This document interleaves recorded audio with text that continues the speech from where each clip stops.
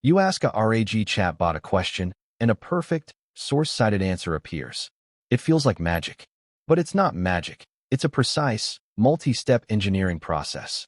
Today, we're going under the hood and breaking down the entire life cycle of a RAG query, step by step, from the moment you hit enter to the final answer appearing on your screen. It doesn't start with searching. It starts with the query itself.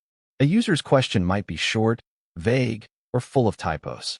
Advanced RAG systems first use an LLM to transform the query. This could mean correcting spelling, expanding the question for more detail, or even generating multiple different versions of the question to search for. For example, if a user asks, "Tell me about our AI strategy," the system might generate additional queries like, "What is the company's roadmap for artificial intelligence? And what are our key AI initiatives for 2025? This ensures a more comprehensive search. Now, each of those transformed queries is converted into an embedding vector. The system then performs a vector search for each one, retrieving the top most relevant document chunks from the vector database. For example, it might retrieve the top 5 chunks for each of 3 queries, giving us a total of 15 candidate chunks. This initial retrieval is optimized for speed and recall, casting a wide net to make sure we don't miss any potentially relevant information.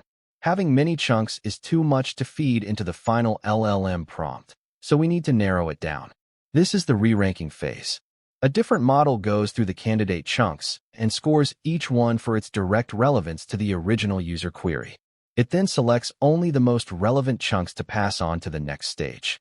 This step is crucial for improving the precision and efficiency of the system. Finally, we're ready to generate the answer. The system constructs the final prompt. It includes the original user question and the top re-ranked document chunks as context.